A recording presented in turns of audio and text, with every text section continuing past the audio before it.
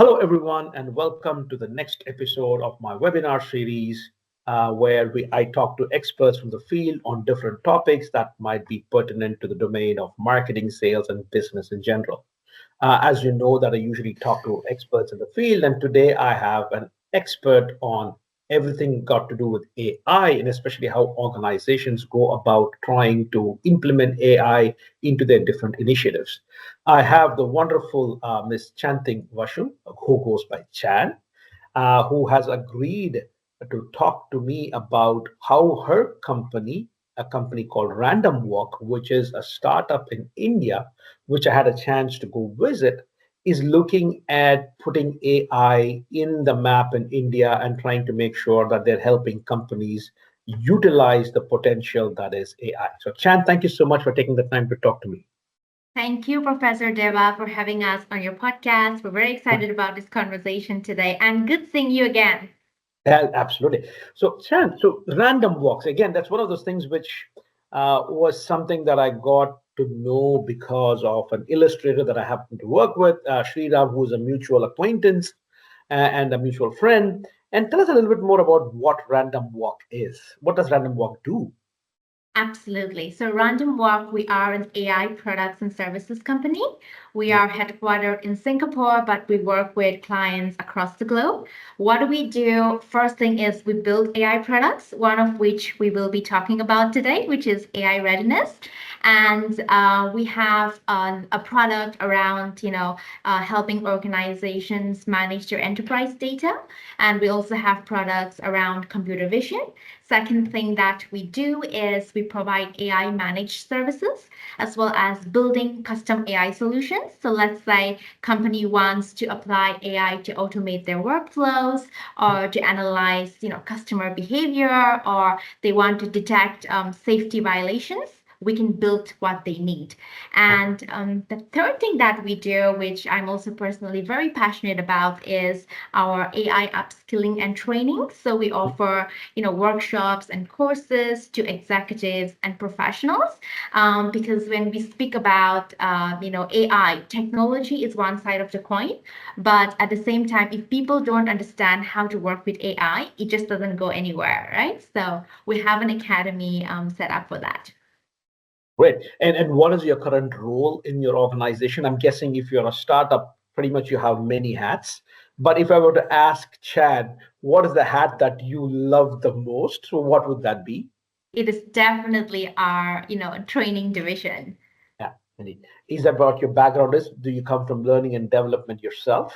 That's right. That's right. I come from learning and development background. I've worked in hospitality, healthcare, and now in the technology space. Wow, I can imagine. So a lot of the things that you're talking about are where it's very people intense, where they have to be interacting with customers and how AI can actually come in a great way of these people to practice their skills and practice their learning so that when they're on the field with the customers, they're doing the best. So it kind of makes sense that what your passion is links to what are some of the things that you're doing as well, right? But today I want to pick your brain on something that piqued my interest. So essentially, when I was looking at Random Walk, and you had this AI maturity index and AI maturity model. Tell us a little bit more about what this model is and kind of the genesis of it. Why is it that you came up with this idea of having an AI maturity model in organizations? Absolutely. So we actually have two tools under our AI readiness umbrella. The first one is for organizations. So the first tool is designed for organizations, basically, to understand how prepared an organization is to adopt AI successfully in the company. Because today, everyone is talking about AI adoption and implementation, right? But readiness is something that is often overlooked, and successful, AI implementation requires careful planning, not just enthusiastic adoption, right? So that's for Yeah. the organization. And we have the second product, which is for individuals. Again, this is something that you, me, business leaders, professionals, university students can take up to check, your individual AI literacy level. This is very interesting because there was this report by Deloitte where 72% of business leaders cited lack of AI awareness as a major barrier for AI adoption, right? And I'm sure you would have seen this, Professor Deva, the report from World Economic Forum, which states that 97 million new jobs will emerge because of AI by 2025, which means organizations have to check AI literacy levels of their employees, and use that report to plan targeted, upskilling and reskilling programs. And when employees are more AI literate, they're definitely more comfortable, experimenting with AI ideas, and thereby you have more innovation happening, and Indeed. your company is more competitive. So that's high level of the Yeah. AI readiness product.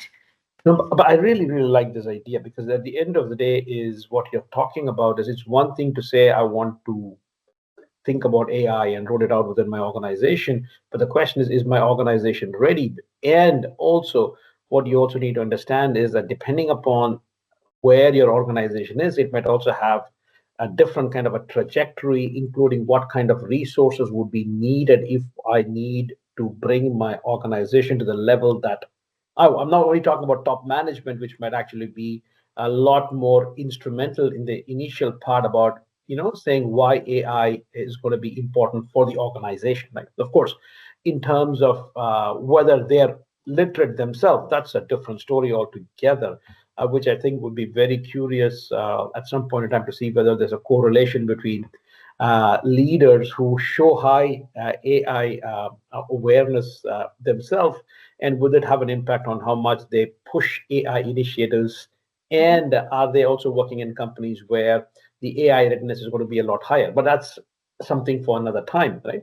Now, why is it important? So you talked about something about why you're going to have new jobs being created, 97 million jobs being created when everybody else is talking about, hey, my job is going to be made redundant, and essentially we're talking about job creation and all that kind of stuff.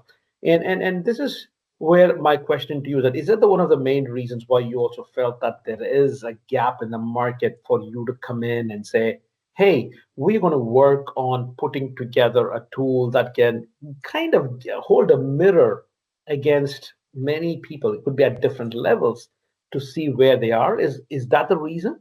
Absolutely. Like you rightly said, this came from, real pain points that we saw in the field, right? So when we were working with AI integration projects, Hmm? and companies would come to us with, really big expectations, Professor Deva, saying, we Yeah. want to use AI here, we want to use AI there, we want AI to transform everything, right? And but when we start scratching the surface, they didn't have the organization wouldn't necessarily have the data. They don't have the Mm, infrastructure. There is no alignment between teams. And I'm so glad you spoke about leadership, AI awareness. Because when there is no AI awareness in the leadership, there may be no long-term commitment plans, mm, or budget allocation towards infrastructure or team upskilling. Those commitments may not be there. So we realized that that the lack of preparedness was the root cause of many AI failure, and there's so many reports around this, right, Professor indeed. Deva? There's a report by Gartner which says that 85%. You see, when we talk about AI adoption, there is, there's so many pros to talk about. We see the high impact of Mm, AI, how AI is improving efficiency by so and so percent. So it's very exciting. But not enough is spoken about the high failure rate of AI project, ah, right? The Gartner report states that about 80% of AI projects do not deliver. It's because of poor data quality or little or no relevant data, right? And another interesting publication by the Wall Street Journal, which says that 70% of generative AI projects are stuck in the pilot phase and it's not able to scale up mm, further. So everyone's chasing the AI buzz because it's like the shiny ah, new thing. but AI needs data, and it also needs structure, it also needs alignment, it also needs leadership commitment, and across all of these areas, right? So we developed, like you rightly said, we developed this AI assessment tool to give companies a clear, honest picture, or holding up a mirror, like you said, Mhm. to tell them where they currently are, but also to sort of like give them a roadmap towards how to move forward safely and Yeah. strategically. Neat. And I really like one of the things that you mentioned, and that's been the focus of my research for close to 20 years, not with AI, of course, but Mhm. mostly with the idea of how technology implementation in organizations sometimes gets stuck on all the things that you mentioned. But there's one thing that we tend to forget, that is, it might fundamentally change the nature of jobs and processes and companies, and this involves people. So people might suddenly find themselves either having to rely on certain people within the organization across different functions, or they might not be able to rely on them because that job might be made redundant because they're doing other things.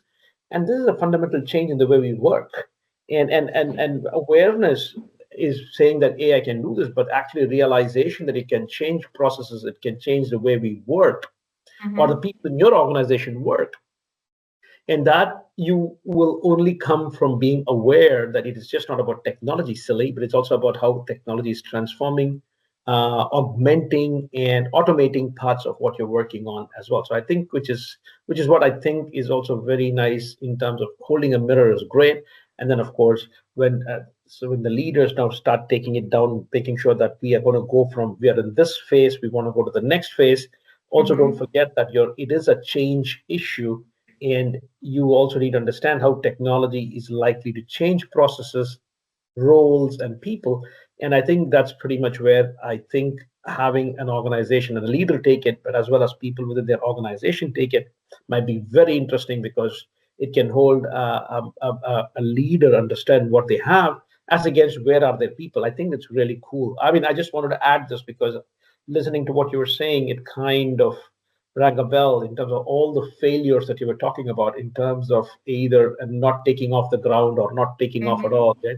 Failure to Mhm. launch. Those my favorite topics of a paper that I was working on. Failure to launch. You just don't launch it, and it could very well be that you might have the right mindset and everything else, but you underestimate the change Mhm. dimension of things. And I love this as well. So I'm now, so glad, Professor. I'm so glad you brought this up. You yeah, spoke about leadership, you spoke about change, and you spoke about people, right? I'm so glad you spoke about this because when it comes to digital transformation, a lot of focus is given on the technology, but yeah, not enough focus on the people. mm, So one dimension that we measure in our assessment is actually innovation and experimentation culture, right? What is excellent. the appetite for change in your organization? How ready are your people to actually welcome these AI tools? Are they ready to start experimenting with these tools? Because at the end of the day, your people can make it or break it. So I'm so glad you brought it up. I just had Indeed, to right? jump in there. Yeah. Oh, no, no, I love it. That would be a nice segue into what goes into your tool. But I just want to say something which is, again, I think what's going to be very interesting is to see if there's a correlation between whether, when you talk about experimentation, is Mm-hmm. your people may be willing to experiment, but are top management going to be willing to experiment, right? And I'm guessing you're also going to have those kind of issues in where top management could be middle-aged folks, Gen X, or maybe boomers, whereas the people within the organization might be more the or Gen Ys right now, or Gen Alpha, or whatever it is that they're talking about right now. And that could also be something, and I think this is, the more I hear about this, and it might be very obvious to a lot of people, but the more we need to pay heed to all these readiness, is where does this readiness come from? Is it an aggregated score across the organization, or is it just one or two leaders who do not necessarily represent the rest of the organization as well, right? I think that's something which I think you have something in your tool, but I'll let you talk about it, saying that when you have your readiness tool, I know that there are three levels to the tool, correct? Right? So take us through the three levels of the tool that you have there. Absolutely. So, like you rightly said, I'm going to start with leadership first, right? In Yeah. fact, our assessment is designed in such a way that we start with the leaders first, where Mm, we look at the leadership, leadership vision and commitment. Do senior leaders understand AI? Do they mm, have long-term vision for AI, or is it just reactive? Let's do mm, this because everyone else is doing it. So we mm, really try. One dimension is focused only on measuring leadership, vision, and commitment. mm, And in the leadership level, we also look at the strategic alignment, right? So are the AI initiatives tied to actual business goals, or are they just isolated technical experiments that's happening in the organization? So at the organizational level, we also look at governance and ethics, right? mm, What's the approach to responsible AI? And are there, data policies, fairness checks in place?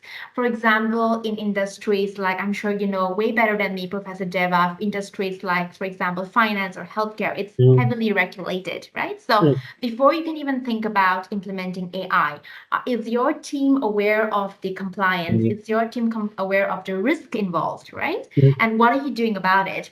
And our assessment also looks into the skills and talent. Does your workforce have AI capabilities? And if mm, not, what is the plan that you have? And this is the most important part at organization level. That is data and infrastructure, right? Do you have the right kind of data? And is it clean? Is it accessible? Is it secure? And are your systems talking to one another? And finally, at the organization level, what I was just speaking about, which is the innovation and experimentation culture. So yeah. all these questions is something that a business leader would answer. Yeah. And what we do is he would get an immediate report.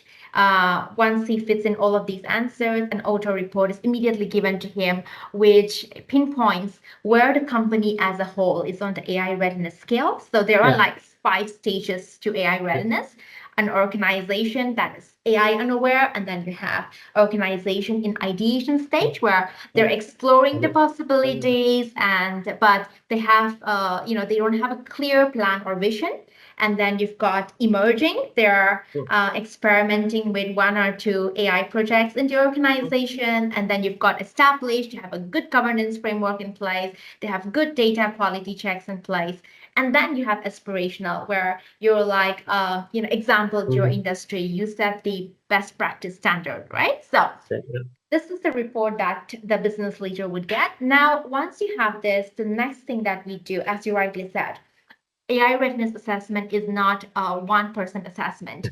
The next thing that we do is we zoom in on the departments. Mm, Every business function head would take up some what we call the digital maturity assessment. Here, yeah. what we do is we pick up, 5 major functions of every department, and then Mm, we see how digitally mature those functions are, mm, right? So, for example, let's say in HR, talent acquisition, is the organization still doing that manually, or is it automated? What kind of yeah. advanced automation? In learning and development, how is your content being generated? Are you still using Mhm. manual processes for that, right? So we do this assessment at the departmental level, and each department head would also receive a complete report indicating where the department stands on the digital maturity scale. And we also go one step further here, Professor Deva, where we showcase, AI use cases relevant to that department, right? So Fantastic. Yeah. um, as you know, not every business function head is going to be tech savvy, right? And you, And they may not even be aware how AI can add value to mhm, their business function. But mm, doing an assessment like this, getting a report like this, at least they can walk away saying, I can see how AI can help my team now, right? mm, I've got to use this use cases for me to go further and explore, right? mm, That's what we do at the departmental level. And the individual level assessment, again, this is available as part of the complete organizational package. And the individual assessment is also available as a different package altogether, mm, where mm, anyone, you or me, yeah. university students, anyone can take it out, right? Mm, Um, because even with the best AI strategy, it won't work if your exactly. people are unsure or if your people don't have adequate AI literacy. So at the individual level, the assessment has four different levels. So you're categorized as an AI learner, an AI enthusiast, you're AI practitioner, and at the highest level, you as an individual, you're an AI champion. That means you're leading AI initiatives. You know how to drive, AI scaling across the organization, right? Now, at the individual level, this assessment is not only for technical folks. It can be taken up by Right. anybody, right? In Indeed. fact, we look at, your awareness of real world AI tools, Yeah. whether you're aware of how AI can add value to your Yeah. business functions. So it's very, day-to-day function oriented. And even at the individual level, you would get a report. So for example, let's say, I take up this assessment and I and end up at level 2, for instance, then I also get a complete, learning path with course recommendations on what I should do to upskill myself. And this is something that you can pick up from our academy as well. So that's pretty much a high Indeed, right? level overview. Absolutely. And I think that's something that maybe later on we can probably, in another session, we can go break down to each one of them and talk about it in detail as well. And I'll tell you why this, I was just smiling when I think about this, is because recently I was talking to a particular company, and it is not in the context of AI, but they were Mhm. looking into how AI could be used to, first of all, connect the skill sets of individuals, and it had nothing to do with the AI skill set, but the skill set of the individual with the right kind of training program for them. That is to say, my job requires me to have such so and so skills, Mhm. and they do a self-assessment, and based on the self-assessment, there's an AI algorithm which picks up saying that we suggest these courses. Right. The interesting is this is an application of AI, but when you talk about how you are talking about how you're structuring it, it's the same as well, right? Essentially, what you're saying is you're doing an assessment of the AI skill sets of individual or capabilities of individuals, and then linking it there. Now, I took the tool myself, and that's pretty much why we are having this conversation, because I wanted to know in terms of AI. Of course, there are companies out there which also do this, but this is a company that I had a chance to interact with. So I said, okay, I took it myself, but I took it from the viewpoint of the organization readiness. And I am not the leader myself, but I gave my perception based on what I hear and see within my organization, Mhm. right? Mhm.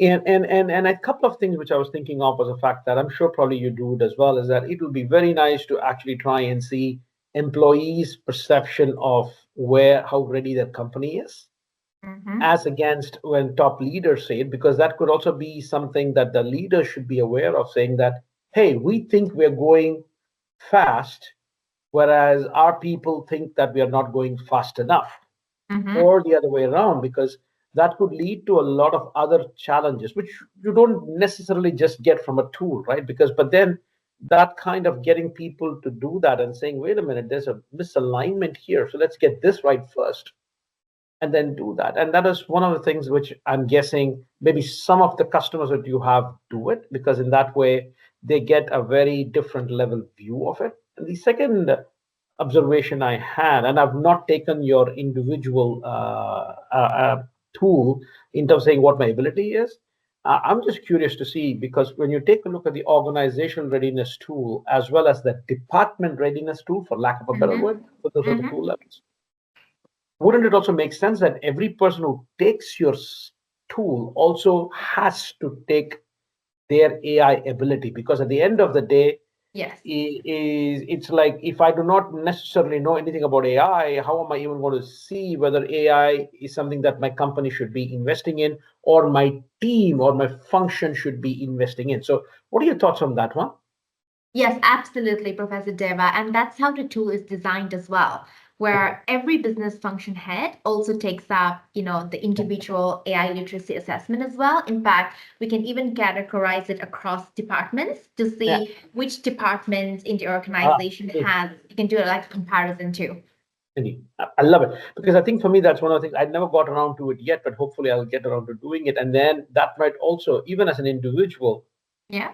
tell me, is my AI readiness clouding what I see my company doing? And similarly, if I'm a leader, is my Mm-hmm. AI readiness also going to cloud you know what I mean? Our view or cloud, or maybe, shine the spotlight on something when the rest of the organization thinks it's not ready yet. So I think that is the beauty of how it depends upon how well the tool is again being used within as well. Absolutely. In the interest of time, I have a couple of questions for you. The first one Yes. is, when you came up with these battery of questions, right, for each Yes. level of the questions, how did you come up with these questions? Was it based on your research or based on random walks experience when you were deploying? Because you mentioned that you have a wide portfolio of services, but you also do managed services for AI. Yes. Is this idea for this tool, was the genesis from how you actually saw projects that you had to deploy in companies, and then your learning led you to come up with these? Because otherwise you could say, well, no, we picked it out of parts of it from different places and then put it in there. So it's a really good question, and it's a mix, right? First things first, we did extensive research into actual publications. You can go Yeah. through the big consulting firms, their publications on what are the success factors for successful AI adoption. What are the risk factors? So you've got Yeah. all these, case studies available, research publications available. And the second thing, like you rightly said, is our experience in the field. We also Yeah. collaborated with, CTOs and industry experts from different diverse industries. In building this tool, we also collaborated with academicians to get Yeah. their input. So it's a very holistic journey of tool Right. development, I would say. And because for me that is also irrelevant, because for me is one of the things that I always have, and that's pretty much where I'm hoping that Random Walk is also going to be more successful than what you're today, is a lot of them happen to work. If I'm talking to a Deloitte putting out a report, for example, right, they're dealing with the really, really big companies, right? Mm-hmm. And I'm not saying they're not important, but as a startup, you might not necessarily have the scale yourself to be able to go do that. And you're probably talking to a lot of medium-sized businesses or startups themselves. And if the engine of almost every economy are going to be small and medium businesses, the digital savviness of these, I think, would be crucial in terms of how any region can develop in terms of being able to be, you said, innovative, being productive, and stuff like that. And I personally think the fact that you bring in your own personal expertise, because academics, yes, I'm an academic myself. Yes, I talk to a lot of companies, but I'm not there in the trenches deploying AI solutions, right? I am Mm-hmm. I am not a partner in a big consulting company who again it's been years since she or they have actually been on the floor deploying it. It's actually the junior analysts doing it, but the people writing it are the people at the top. So what I Mm-hmm. really like when I see companies like yours, which are scaling up, is your experiences with small and medium businesses, which typically might be neglected Mm-hmm. from the focus of some of the really big. There's a reason as well, right? And that's what I really like about the fact that apart from everything that you've done, you've also taken in your own experience as a startup. When you deal with companies, some of them could be big, some of them could be small, and essentially, what can you learn from each as well? And that's something that I have. My last question to you: we are all talking about generative AI. You're talking about all this, right? Now, is your model robust to factor in the fact that now people are talking about agentic AI, right? So essentially, just when oldies like me are just wrapping their head around this idea of generative AI, now suddenly you have agentic AI, right? And other kinds of things as well. So, do you think what you've created is robust, or would you have to go back and revisit the tool frequently? Okay. First of all, you're not an oldie, Professor Yeah, Deva. You're as young as Sikkim. You're not an oldie. And to answer your question, yes, you're right. Agentic AI is definitely the next evolution in artificial intelligence, right? We're all familiar with Gen AI tools, indeed. which generate content based on our on our prompt, on our Yeah. instructions. Yeah. But agentic AI takes it a step further where it Yeah. acts autonomously. It can plan your tasks, it can make decisions, it can take actions across tools and Indeed. across systems, right? So to answer your question on how AI robust today we are, first thing Yeah. is the tools that it can use, right? It can interact with software tools in APIs and databases, and it Yeah. uses something called memory and feedback loop. So, Yeah. what it does is the agent just doesn't execute tasks. It's always Yeah. about absorbing data and, Yeah. feedback. So it looks at what's happening, it learns from it. The more the agent interacts with the system, the more it learns and improves, right? And we also have multi-agent collaboration. So Yeah. some setups involve, agents working together to solve, And really complex problems. So feedback loops, this multi-agent collaboration and continuous training of our AI agent is how we're trying to stay robust. absolutely. No, maybe I did not say that my question correct. So essentially, what I'm saying is, it's very interesting you talk about this, right? Essentially, Salesforce is putting all its Mm-hmm. money in Agent Force, right?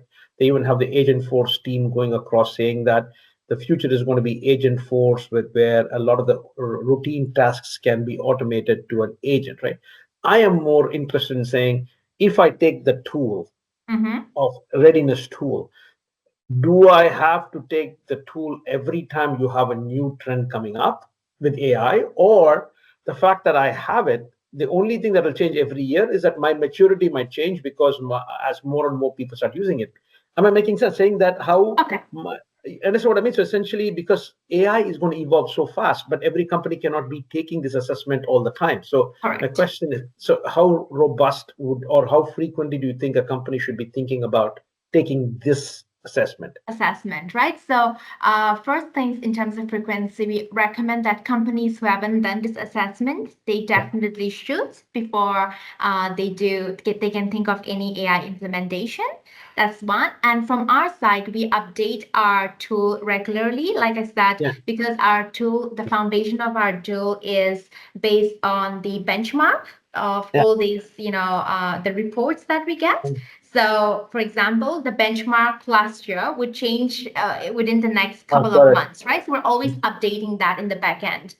Indeed. But from the organization side, we definitely recommend they to do it once a year. It's Yeah. almost Interesting. like this performance appraisal that you do, Yeah. even in terms Yeah. of your digital transformation, right? Yeah. So you can see how your organization is progressing over time. Another very interesting, I really have to mention this year, coming from the training background, Professor Rajan, is that um, we also work extensively with HR and learning and development teams, right? Mm, So mm. what we would do is, in fact, Yeah. we would do this assessment as a pre-training need analysis, Indeed. design Yeah. our entire training content around this, and we come back again 6 months later and we do another post-assessment to see, what is the progress and what is the ROI of training initiative. I love it. And I think one of the things which I think in the time, because 30 minutes is too short to even go into that, and which I think, which I really liked about your tool was, even when I take a look at the 6 pillars, you had 6 pillars for the organizational readiness, and not every pillar is equally weighted, because I think everybody needs to also understand that depending upon the criticality for any company, certain factors might have a much more important role to play in readiness than the others. If I'm guessing, overall ethics and governance might be something that every company needs to have a very high level, especially if you're looking at data and what you're going to be dealing with it as well, right? So I think Absolutely. that's one of the things which I also liked about saying that it's not just a score that you get based on your self-evaluation, but it is also an evaluation based on what you think are essential building blocks. Some building blocks are more important than the others. So, for example, the foundation of a house is going to be a lot more important than certain other parts of the house. I'm not saying that the parts of the house are not important, but the foundation, if you don't have a solid foundation, you will have a problem as well. So that's again something that I really like. Thank you so much for taking the time to talk to me, Chan, and again for my audience. Again, the AI is something that is going to evolve continuously, and despite a lot of talk about is AI overhyped or not, eventually it is going to crawl its way into organizations. And essentially, some organizations might do it faster, others might not, or it could be based on industry. But the key is wherever you start, at least know where you are, what is your baseline. And again, taking a look at a tool by Random Walk, their AI readiness tool, or taking it individually for yourself would be something that I would suggest you try and do it as well. So, Chan, thank you so much for taking the time, and good luck with all your challenges. Thank you, Professor Deva. I had such fun, talking to you. This was great. Thank you very much for having us.